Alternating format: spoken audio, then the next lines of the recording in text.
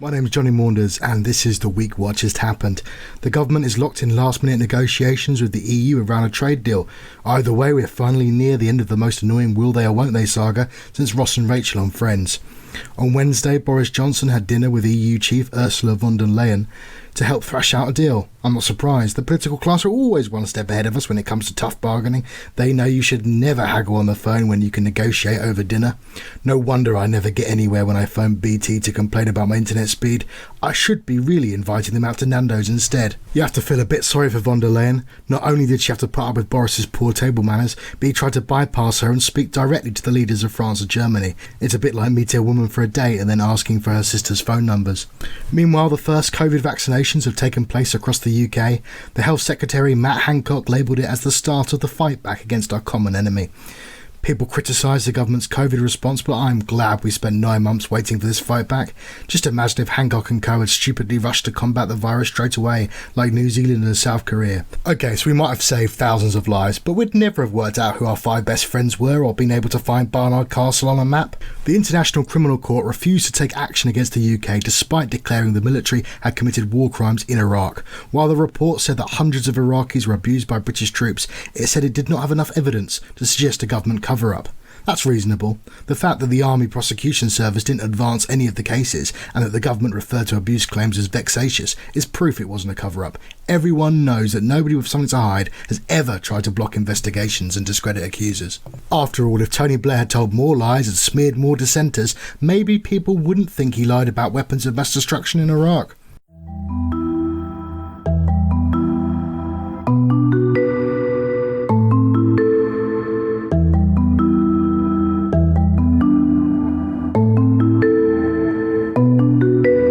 Hello everybody, welcome to this dangerous podcast. My name is Johnny Maunders. People, say hello. Hello. Bonsoir. For those who didn't hear, that was Bertie and DJ. Welcome to another delicious episode of our podcast.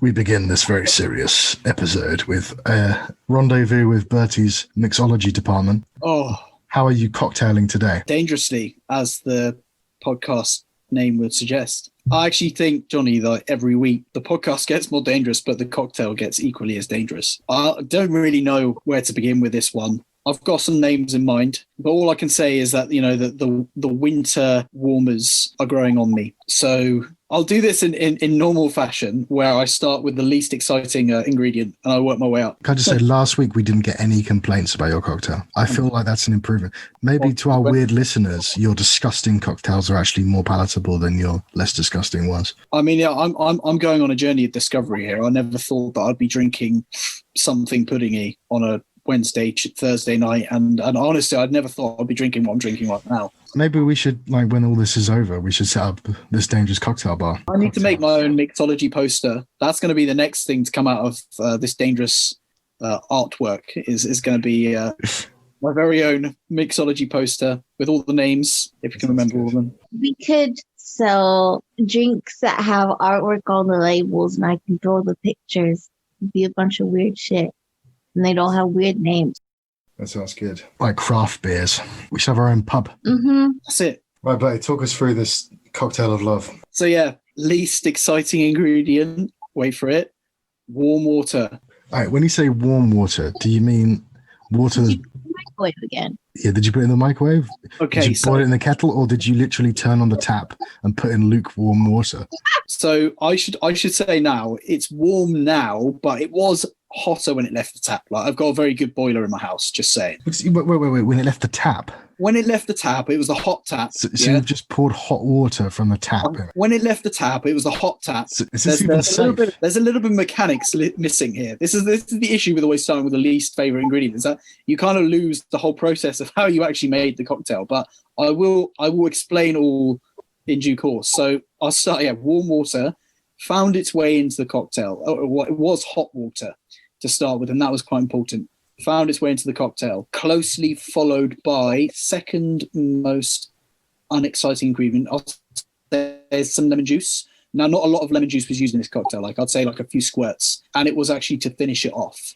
So, okay, then and then I guess alcohol, is exciting, isn't it? It is. So you got, so gin was my spirit of choice. The thing that's really going to blow your mind is that I mixed the hot water with some Bovril before You might have to explain to DJ what Bovril is. All right, so you know how I'm very sort of British, and I'm a big fan of bubble and squeak and spam on toast and all this kind of stuff.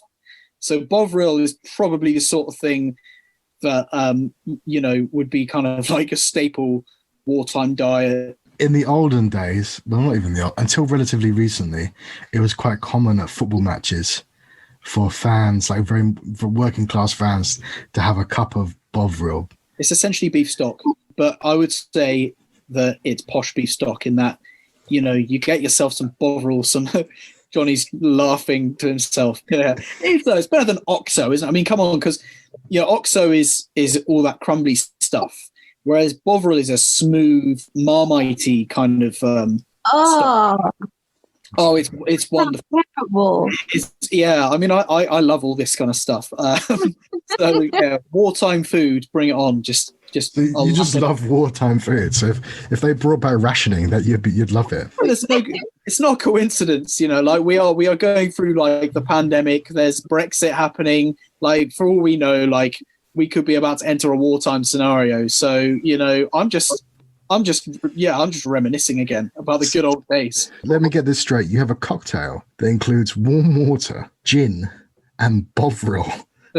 And lemon juice to make it a bit more exotic and Mediterranean. I didn't finish there though. I mean, I loved the little spicy hit I got last week, so I couldn't get enough. It was very Moorish, so I had to add some Tabasco in there as well. Okay, so you've basically got a chili con carne with gin in it.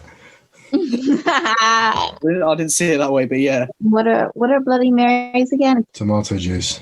Tomato juice, yeah. What do they put in it? Vodka? Yeah, vodka. Yeah, vodka. I mean, to be quite honest with you guys, I wanted to put vodka in it, but I just don't have any. I just got gin. So yeah, second best thing really. Bit of Gordon's, nothing too classy. It's an alcoholic chili con carne. It should be called chili con barmy. Chili con barmy. I like it. Or the flaming cow pat. That's the other one. Let the listeners decide. I'm writing that down as potential podcast names. The flaming cow pat. So yeah, ask me how it is anyway. Yeah, is it nice? It looks disgusting, to be honest. It looks like the kind of thing that they would give an old person to drink if they have bowel problems. Yeah, I mean, yeah, it's the sort of thing they give you when you basically can't eat anything, isn't it? It's the stuff they would feed you through a tube, but it's just about edible. Because I love Bovril so much, I love it. But to be quite honest, the flaming cow pat is it's not very puddingy, it's not very cocktaily. Would I recommend other people to drink it? Probably not. Like my breath's probably going to smell quite horrible after this, even though I'm strangely enjoying it. The flaming cow pat will live forever. It will, yeah. I mean, probably mostly in your colon, to be honest. But for those who don't know, we have an illusion of professionalism in this podcast. But DJ is recording from her bed. Her bedroom is very nicely decorated. However, it does look like her room is decorated specifically for a mushroom party. And I don't mean shiitake mushrooms. And she looks very happy with herself now. Betty, what are you doing? I was going to say I was literally on my bed until about 5 seconds ago. You look like you're wiping your ass. Well, it can look like that when you're trying to charge your computer. That's a common problem. I thought the flaming cow pat had gone straight through you already. It does look like a suspicious. It's a very suspicious color. Like I thought, for instance, I thought you guys would think that maybe it was a Coke, but now I'm starting to see there's really like no resemblance. Like Coke has got that like deep black color. This has got some sort of like BT dark brown. It genuinely it looks like it came out of like a puddle or a sewer. Yeah, sewage treatment works. Yeah, that's the sort of thing you probably get. The Tabasco's formed a sort of fatty layer on the top. That's probably about right, to be honest. Yeah. I think it's either come out of a puddle or someone with Ebola. Jesus Christ.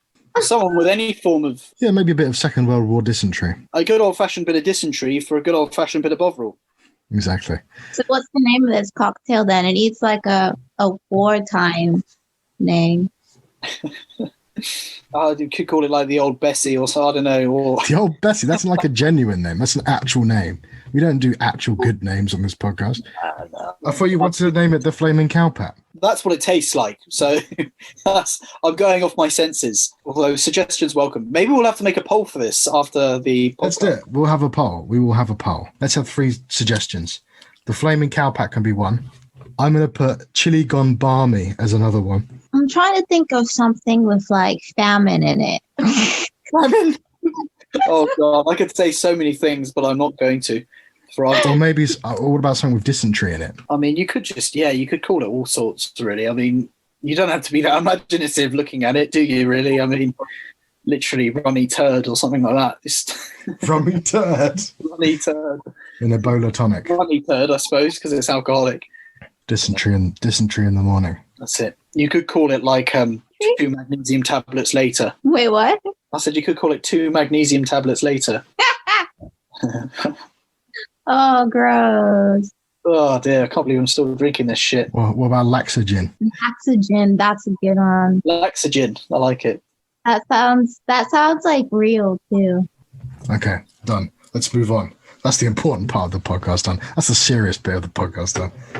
Now I've got to drink it. Yeah, exactly. Your lights in your bedroom are distracting me, DJ. They look very, very nice.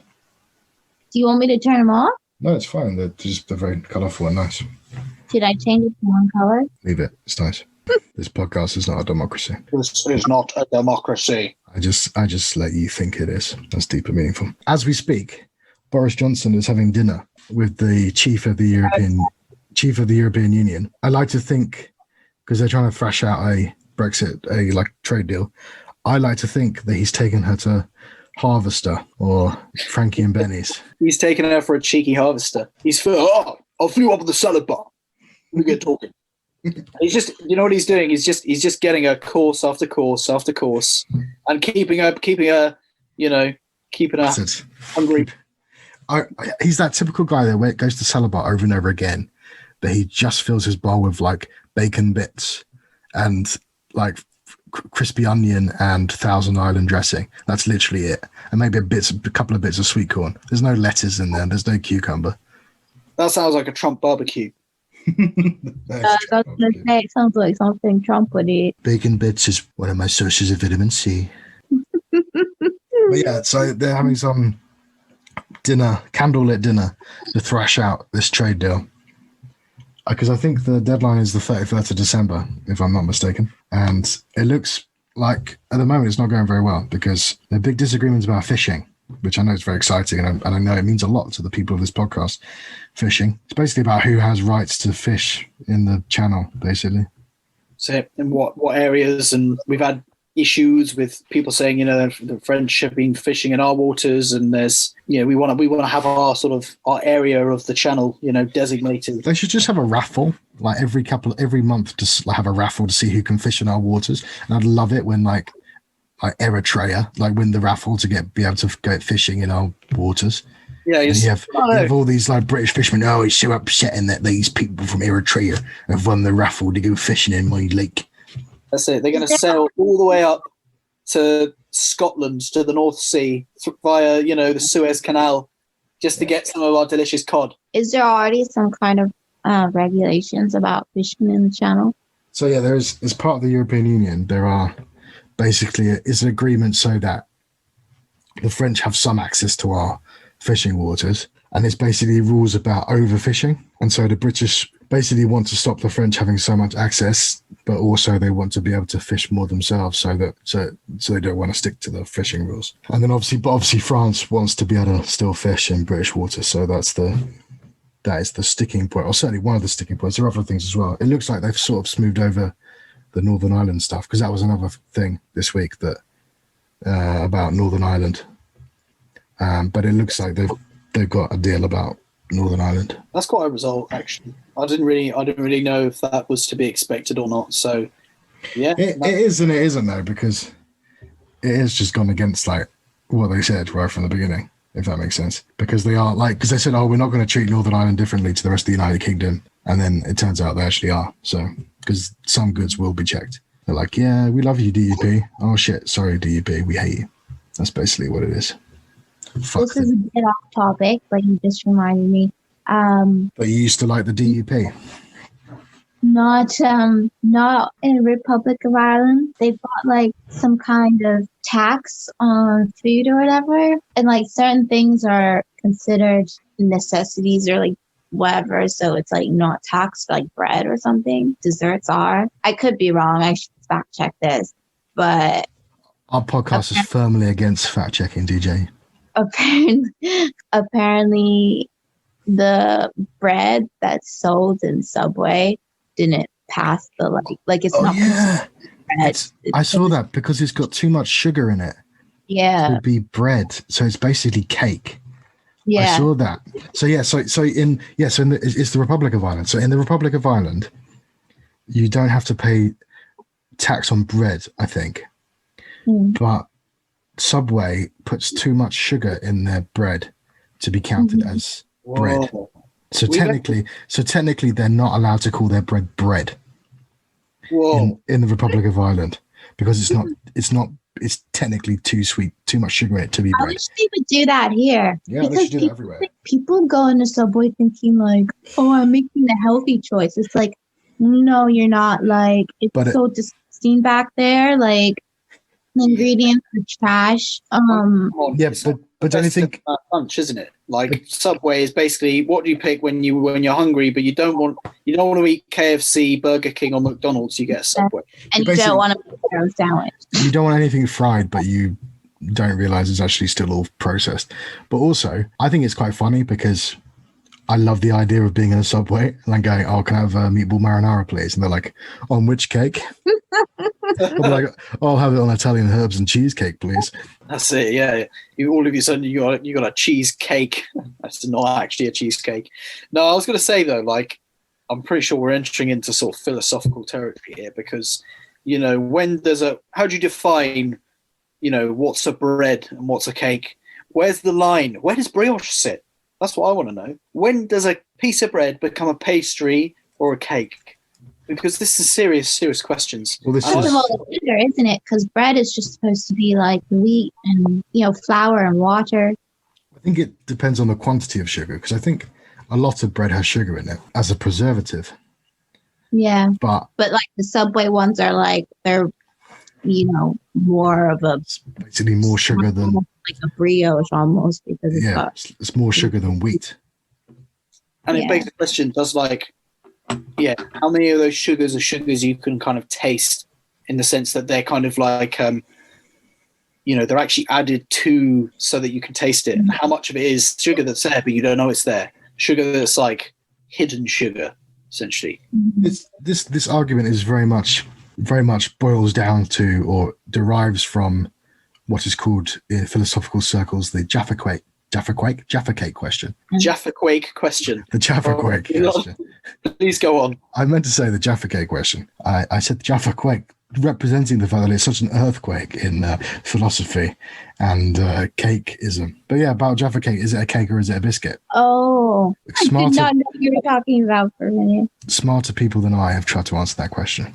I think it's in France, like they usually call little things like that a gâteau, a cake, like little things that are like they're small like biscuits, but like people they get called cake because they're cake like cakey. They're cakey. Cakey.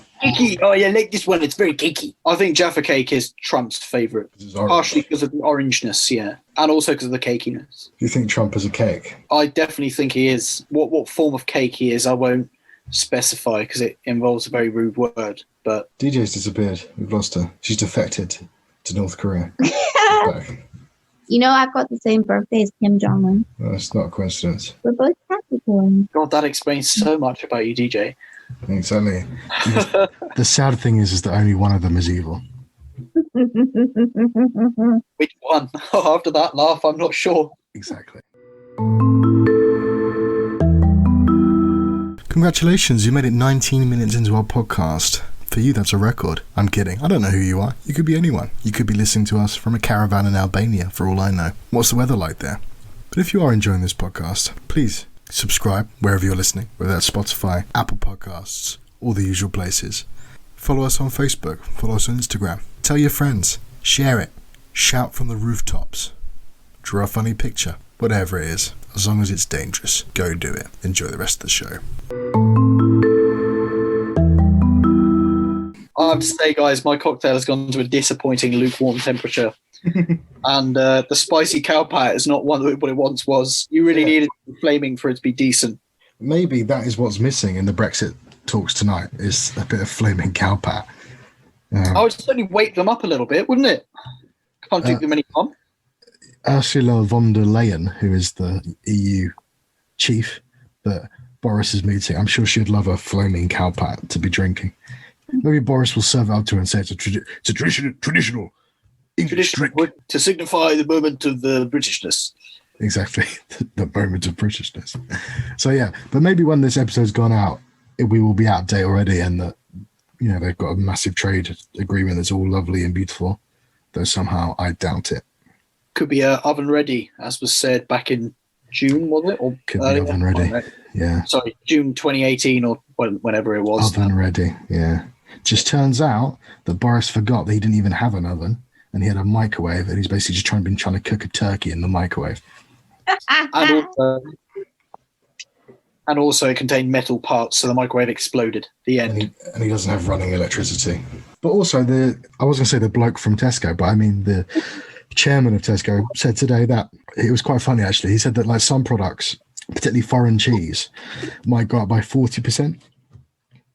Like the cost of brie might go up by 40%. And he was saying like, people might have to make nationalist decisions about what cheese they eat. Like, are they enough of a Europhile that they will pay 40% more for brie? Or they just eat more cheddar? People already spend way too much on imported stuff. I can tell you from like living in 3 different countries, like people like cheeses, for example. So like French cheeses, you're getting like the bottom of the barrel most of the time, like in terms of quality and stuff, because countries export the products that are like cheaper. You're not normally getting the best brie unless you go to like, a French deli or whatever. He's shot. Fromagerie, I think it was called. Oh, sure. Oh, she's got the lingo. She's got the lingo. She picked it all up. Actually, there is a French fromagerie in London. I think it's near Chinatown. Oui. Good stuff. It smells amazing. Anyway, yeah, but J'adore la fromage. People spend a lot on stuff that they think is like fancy French cheese or just fancy anything from another country because like it looks like it, but it's not. Things are like modified to fit people's palates, People are generally more ignorant, aren't they, about foreign food? So yeah. if you've only used to like average brie, then your barometer of what brie is like is going to be bad. I'd say Brits are notoriously famous for being ignorant to other foods, but then again, like you have to remind yourself, we do like a bit of cuisine from all over the world. In fact, we love it. Yeah, as you say, like the imports, we're going to struggle with that. I think we love bringing stuff in from all over the world and making it our own. Chicken tikka masala being the national dish. So there you have it. I do have to say, I think Bovril will probably be okay. Maybe your cocktail will do well out of Brexit. Have, like Indian stuff, like in like the British section in the supermarket. That's it. I don't know where Tabasco is made though. Is that imported? Tabasco. It's imported from Tabasco. Is Tabasco from? There is a place in Mexico called Tabasco. Yeah. Tabasco is not in the European Union. Yeah. So that won't be affected by. But that's another thing. Products like that, Tabasco, maple syrup, like you go to Sainsbury's and like the maple syrup, like they'll be like, choose Canadian maple syrup, and it's like it's not. I mean, I'll still take it over no syrup, but like it's not really maple syrup, but it's like it's in like a tiny little bottle. It's like super expensive, and they got the like alarm thing on it and everything. I didn't realize you were such a connoisseur of maple syrup, DJ.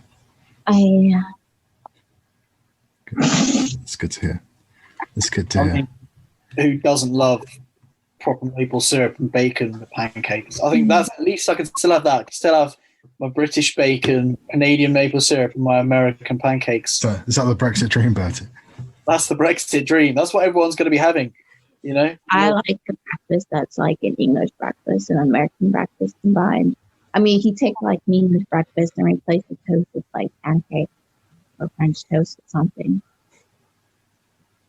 I love that. Even is French toast. What's French toast? French toast is what we call eggy bread. Oh, is it? Oh, I never knew that. It's complicated. Eggy Lost bread. They call it lost bread in French because it's normally like traditionally like people would make like take old stale bread and use eggs to, cook with it. It's true. That's smart, actually. Yeah, because think about bread we throw away here. Yeah, We should make more eggy bread. maybe that's what we will be doing when we run out of ideas because we don't have enough food, and then we just have to eat all the stale bread. The national dish will be eggy bread, and we won't. Eggy bread. And we'll refuse to call it French toast. We'll just call it eggy bread. Eggy bread with a cup of Bovril. Oh my God, it's gonna be like, I feel like in the UK, it's gonna be like when Americans were like, we're not gonna call them French fries, we're gonna call them freedom fries. Freedom fries. And then like racists in the UK are gonna be like, no, it's not French toast, egg toast. Exactly. Eggy toast. That's eggy bread, mate. Eggy bread. Exactly. Creme brulee will disappear from every single menu. Do you think Patisserie Valerie will just be bulldozed? All those. They can't be bothered to rename it. Just vandalized. Although they'll just remove some of the letters. It'll just be called the cake shop. They'll remove the letter so it'll say Pat's Valerie, whatever the hell Valerie. Pat's Valerie. Wait, is Patisserie Valerie actually French? Like, I doubt it. There is Paul French. I don't mean the person. yeah, Paul. There is a cafe called Paul, isn't there? but I've never actually been to the Poles in the UK. Is Pret-a-Manger French? Yeah, it is. Yeah, what's going to happen to Pret-a-Manger? That is a very good question. It will be renamed Pre-Man. Pre-man, yeah. No, they'll just call it ready to eat Oh yeah. because They'll that's just- what. It means. They'll just call it Not Costa. Yeah.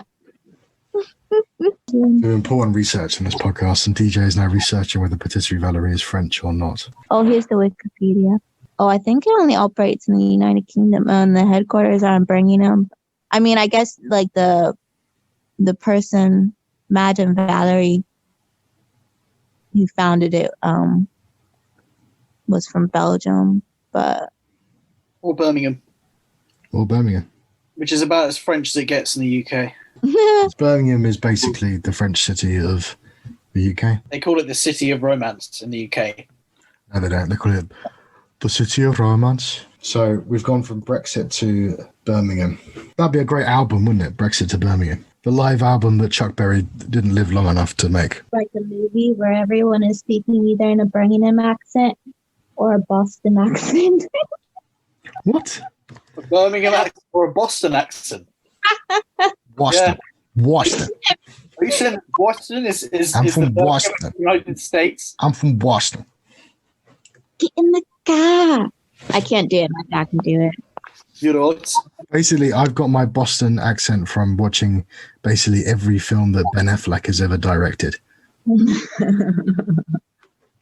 I mean, that's how any Brit would get that. You know, that's literally it. I mean, Birmingham. I mean, the only way you can learn about that, DJ, is by watching Peaky Blinders. I would say that would be my advice to you. I haven't seen Peaky Blinders. All right, get yourself a cup of tea. I think it was on QI or something, and they were talking about like the most reassuring accents for pilots and stuff. So if you like get on a plane and you heard like they were saying like a British accent is the most reassuring voice to hear from a pilot, whereas people get more stressed if they hear like an Italian or a Spanish sounding pilot. But this is what they said on QI. They said that that's just stupid because what they mean is like a southern posh British accent. Because if you heard your pilot have a Birmingham accent, you would probably conclude that you were probably going to crash and die, but that it wouldn't be your pilot's fault. It was just that he was unfortunate. Oh, this is your pilot speaking. Unfortunately, we've got some disturbance and we appear to be heading into the Atlantic Ocean. Problem is with an accent like that, you do sound a bit, and also everyone's sort of caricature accent of it is like you're about to go to sleep. But people from Birmingham don't sound like that at all. And like, but for us, we're just like, Do they know? Do they? just drop our voice a couple of octaves and start talking like this, and you know, like, All right. And then if you go even further north, you go up to like Sunderland and Middlesbrough, hello, and then you just sound even more, crazy and deranged because you're a southerner trying to do a northern accent. So yeah, it's just one of those problems, really. Moving swiftly on, this week the vaccine got rolled out. The Pfizerian vaccine got rolled out. Dun, dun, dun. This 90-year-old woman was the first person to get it. I can't remember what her name was. Did you remember her name? She was Scottish, wasn't she? Something Keenan. I don't know. I could try and guess her name. Doris? Not Keenan and Kel, but Keenan. DJ's probably too young to remember Keenan and Kel. Yeah, I am. Yes, no, I'm not going to lie. I don't know what he's talking about. Classic Nickelodeon back in the day. Before Drake and Josh ruined their legacy. I like sort of Shaolin Showdown. Remember that one? Cartoon Network. I used to love Cartoon Network. I'd stay up late until it switched to Adult Swim. I used to watch Cow and Chicken, Ed, Ed and Eddie, all that kind of stuff. Ed and Eddie. Ed and Eddie. That's the bomb. I used to love Dexter's Laboratory because he was like the only ginger person I knew on TV. What about Pinky in the Brain? That was good. Yes, The old Pinky in the Brain. my nephews got me obsessed with this show on Netflix, this kids show. It's a French show. French show. It's called Miraculous Ladybug. Miraculous Ladybug. And it's like That's the this suburb. this like high school girl has an alter ego as like a superhero, right? And one of her classmates also has an alter ego, but they don't know that it's them, even though they work together when they're superheroes, and it's really obvious it's them because their hair sticks out. It sounds like like an incredible premise. and the guy, so his alter ego is Chat Noir, and Chat Noir. and he doesn't know that he has a crush on Miraculous Ladybug, but he doesn't know that Miraculous Ladybug is also I forget her real name. The girl who's Miraculous Ladybug has a crush on Adrian, but she doesn't know that Adrian is also Chat Noir. It's a love And triangle. I'm like, it's so goofy, but it's got like, It's basically Romeo and Juliet for the animated era. but it's like, it's actually kind of smart. I think they have a lot of there's definitely some like subtext there, stuff about like mental illness and stuff, I think. And it's not apparent because it's goofy, but anyway, you have to watch it. It's amazing. And in English, there's like this rock star guy. And of course, when it's in English and American English, the rock star has a British accent. And then when you watch it in French, the rock star has an American accent. Fucking French people, honestly, they hate us. Oh God, I'm sorry, but I so easily get triggered by stuff like that. And we always get played as the villains, don't we? We always get played as the villains. Might be because I'm British, therefore I'm evil. I think it's kind of hard to, I don't know. I'm trying to imagine a British accent in French now in my head. And I don't really know what that sounds like. Yeah, it might be easier for a French person to do an American accent than a British accent. I think it is, yeah. Okay, maybe because I think it's easier to do a bad American accent than it is to do a bad British accent, if that makes sense. Like I went to international school and like we had some classes in English because we were doing the international baccalaureate, and like usually students, like French students, tend to pick up American phonetics or whatever, but also people like kind of go in and out of dialects kind of depending on the point you're trying to make. Like the context of what you're saying. So if you're asking for a packet of bacon, you might want to say it like a redneck. Hey, can I get a packet of bacon? Whereas if you're asking for a double cheeseburger, you might say like, you all want to get my coffee, like from New York. My coffee. My coffee. Give me Coffee. Hey, Tony, I want my coffee. Tony. That's the problem, right? Is that when British people do American, like New York accents, they just basically become like mafioso. Pretty much. Tony, why you always out whacking somebody? Yeah, basically. Hey, you got Fort Brooklyn now. You got Fort Brooklyn. I can tell you just watched every single gangster film in America. The problem is that my New York accent has been ruined by Tom Hardy in Venom, because it's like the worst New York accent. It's like, Amélie Bois. Amélie Bois. It's just like the worst. It's like the biggest stereotypical. Like, it's basically a British person doing a New York accent. That's basically what it is. So I'll take it we're not having Tom You know Hardy. who does really good American accent is Christian Bale. I had no idea that he's Welsh. Like, what the fuck? But he's lost his accent. If you like watch interviews of Christian Bale, he has a different accent every time. Because sometimes he can be like proper like British and down here like gangster, and then sometimes he can be a bit American as well, and sometimes he can be a bit posh. Tom Hardy's also a bit like that actually. Is that sometimes he can be like really like Cockney, and sometimes he can be really posh. I think that might just be from all the acting they do and stuff. Gary Oldman, he's British, and at one point he had to get a dialect coach to remember how to speak in a British accent. I believe it. Because genuinely he lost his accent. And if you listen to him being interviewed, it's really weird because his accent just changes all the time. Yeah. Because particularly if you're that kind of actor who, like a character actor where you play like different characters, don't you? If you're like George Clooney or Dane Cook, then it's never going to happen because you're basically always the same person. It happens to international people too. I can recognize when someone else is like an international person, like they have moved around or something, because like their accent will be kind of like Tom Hanks in The Terminal. We somehow got from the Pfizerian vaccine to this, but it happened. Deal with it, bitches. So yeah, the vaccine hasn't had any weird side effects yet. We haven't all turned into, well, we haven't had it, but the people who've had it haven't all turned into praying mantises or anything yet. Still time, I guess. They haven't got growths coming out their backs, so that they look like camels yet. No more than usual. They have been told now, today, after the first set of people who have been given it, if you've got any serious allergies, don't take it. I was reading that's quite normal though for vaccines. Yeah, it is pretty normal. However, it's important that people do take the necessary precautions with their health before they go ahead and take this thing, and they don't go, oh, I need to take the vaccine, and like rush to it and then think, oh shit, I've got a peanut allergy, and then boom, all of a sudden you've got narcolepsy. So shit, I've got a peanut allergy. Exactly. Peanut butter jelly time. Oh shucks, I've got a peanut allergy. Say Droopy the dog. I don't know why I went all droopy then. Oh dear. You know what? I had a vaccine and now I'm happy. Anyway, the last item I've got on the agenda of love is basically comedians and who they are and what they are.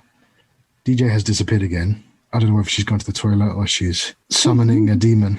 I was listening to a podcast, I won't tell you which one, and a comedian who presents the podcast was asked, it was basically made in reference to Jeremy Corbyn, how quite a few left-wing comedians didn't really support him or didn't really defend him, and why is that?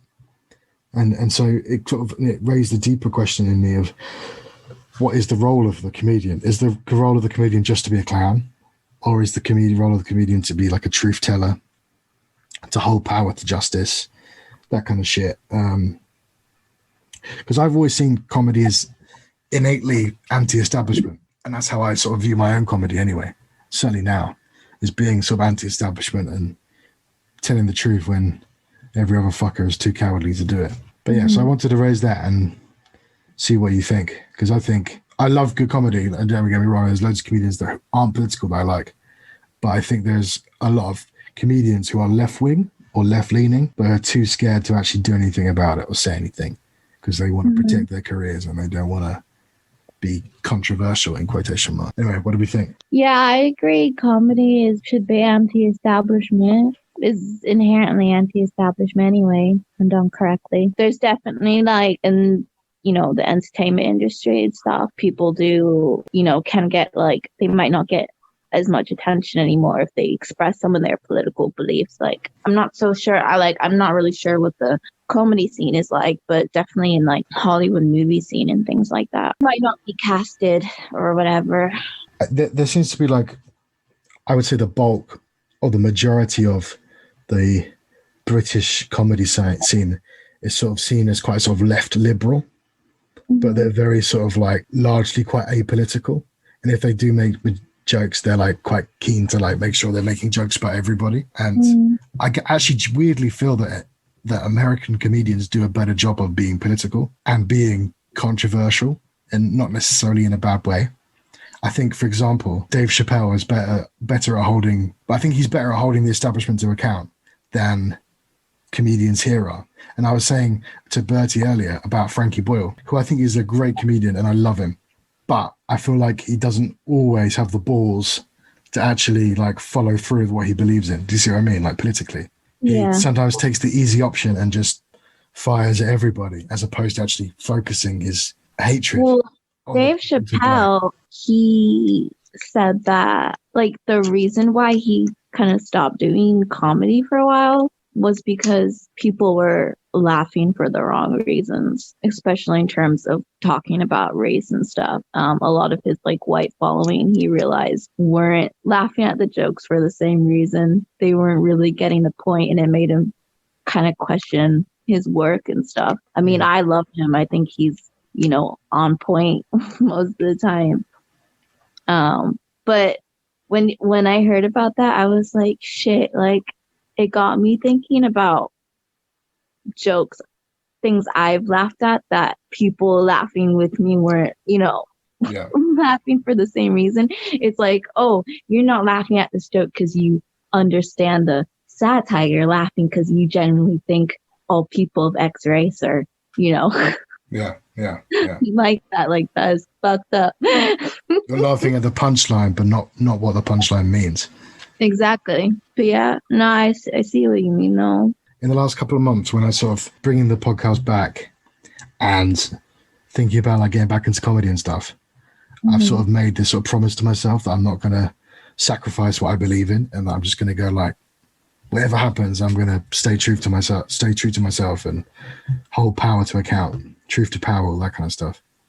And but it's interesting. Maybe when we make it big as a podcast, we'll just become really liberal, and we'll, you know. No, I think it's a really good question, to be honest. Like, I think the way I see it, like being a comedian is a job. You got to see it as a job, but it's a job you can either. I think it's one of those jobs where you can either work really, really hard trying to achieve something, and you can really make it challenging and hard, or you can make it really easy for yourself, not achieve very much. I think, you know, like maybe that's quite a cynical way of looking at comedians, but, you know, it depends what draws you to comedy as well. You know, maybe you are one of these people who goes through life wanting to laugh at everything, wanting to make everything a funny little blip or a funny, you know, you try and find the funny side to absolutely everything, the most basic situational comedy. But then there's the comedians who maybe have more of a political education, or maybe have more of a political standpoint, or maybe who don't have that much of a political standpoint. They just, you know, a lot of reactions and a lot of feelings. It's a way of, I think it's a really good way for people to express themselves, much like music, much like acting, much like a lot of these well-needed kind of outlets in society for people. I think it's really good to see new people coming into comedy and coming into any form of kind of like creative, sketchy thing. Comedy is a good way of talking about really serious issues sometimes too. You know, if done correctly, sometimes jokes don't always land, but because it gets people talking, I mean, I guess that's like the point of like comedy, is just you're making jokes out of real things, you know, real stuff. Life. And sometimes things go, oh yeah, that is actually really fucking ridiculous. It's inherently more confrontational than music and like film is as well, because it is literally a person talking at you. It's less passive. Like music is more passive and subjective and that kind of stuff, whereas comedy is a lot more direct. And when I'm listening to what you said about it, I think it comes back to what you like, the philosophy behind your creativity or art form is, and this can apply to music or film or literature or whatever, is that are you doing this to provide a distraction for people? So are you doing comedy to make people feel better about their lives? Are you producing music so that people feel happy about their lives? It's like a distraction for people, basically. It's that whole thing about TV, isn't it? People watch TV to help them get through the week, so they can wake up the next day and go to work. You know what? It can be a distraction, but it can also be, I want to say, But that's the point. Is that or is it that? Right, for some people is that. For some people it is that, and for other people they actually want to use that art form to challenge things, to inspire people and challenge things. And that's, for me, that's what it is. Is that I don't like obviously I wouldn't be a comedian, I wouldn't do comedy if I didn't enjoy people making people laugh. Like that's the basic. I wouldn't do it. Like nobody who is a comedian doesn't enjoy making people laugh. But it's also because I want to change things, and I want to, and art in any form is a great way of doing it, and comedy is an art form. Films are like my favorite art form. Exactly. I don't care what the fuck anyone says. You will be Like, using your films to change people, to inspire people, to lead and people. people sometimes don't even realize, but like they don't even like people sometimes will like act like films can't be like, they don't view it as artistic or something. Which first of all, you're probably just not watching very like good movies. Secondly, even dumb stuff though, you can like unpack a lot of shit from, like, and people don't realize how everything, like there's so many things that go into it that are affecting the way you feel. You know, they don't even notice that it's like making them feel a certain way. The music or the colors, you know, dialogue, like Perspective. mhm. And it's someone's philosophy, if not lots of people's philosophy, going into political and I feel like children's books and children's shows are like a really good place to help re-educate society, you know? Like my nephew watches this stuff that is clearly is what the younger generation is going to grow up with, and it's like it's exposing them to things that we weren't exposed to in cartoons as much, or not as blatantly, you know. And kids will grow up having having different values and perspective on things. That's interesting. I mean, because to be quite honest with you, know nothing about kids' TV today. That surprises me, Bertie. I saw you as a sort of avid cartoon watcher. Yeah, of kids' cartoons. Sadly not, unless it's Rick and Morty. But yeah, like from what I remember Disney films. You know, that's what I remember. I remember The Lion King. I remember Dumbo. I remember that sort of thing. But what I always thought when I rewatched those films is there's some quite strong moral principles to those films, and also I do feel like, you know, Disney they're not afraid to frighten little kids. Mm-hmm. You know, like there are some proper scary moments in Dumbo, proper scary moments in The Lion King and other stuff. Is that just because Walt Disney was evil? It could be, but you know, I actually think in a way there's not too much harm in being a little scared as a kid. I was watching Alice in Wonderland, like the cartoon, you know, the Disney animated one, with my nephew, and like I forgot like just how dark it is. Not even the obvious parts, but there's so much like symbolism that's just metaphor for like, that's what it was. I totally forgot about this, but at the beginning we're like that, I forgot what kind of creature he was. I think it's Cheshire Cat that's telling her the story of the guy that like ate those baby oysters. Do you remember that scene? Is this Dumbo? No, Alice in Wonderland. Oh, sorry, no. Baby oysters. It's not Dumbo, is it? Is a blatant metaphor for like pedophilia and like rape, because the oysters are babies and he lures them out and eats them, and it's like, holy shit, it's so dark. Because I know like Dumbo, there's the pink elephant scene, which is all about like hallucinating and shit, but that's still pretty PG compared to pedophilia in a kid program. So no, I forgot about that pink elephant. Yeah. So all those things, all those little references. Yeah, I watched the original Charlie and the Chocolate Factory, Willy Wonka.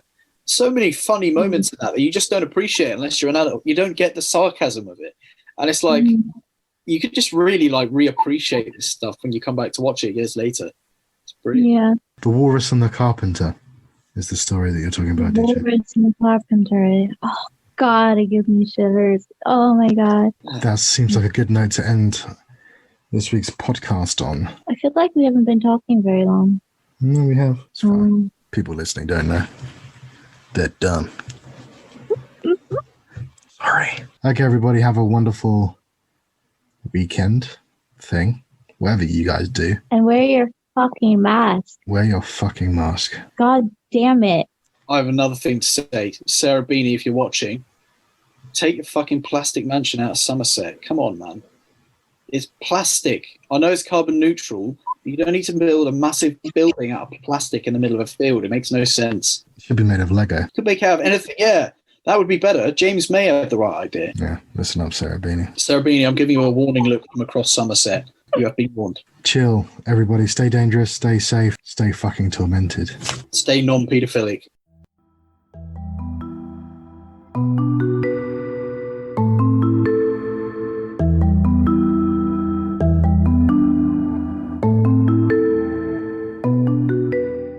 I had the COVID vaccine and now my willy dropped off. Oh, no.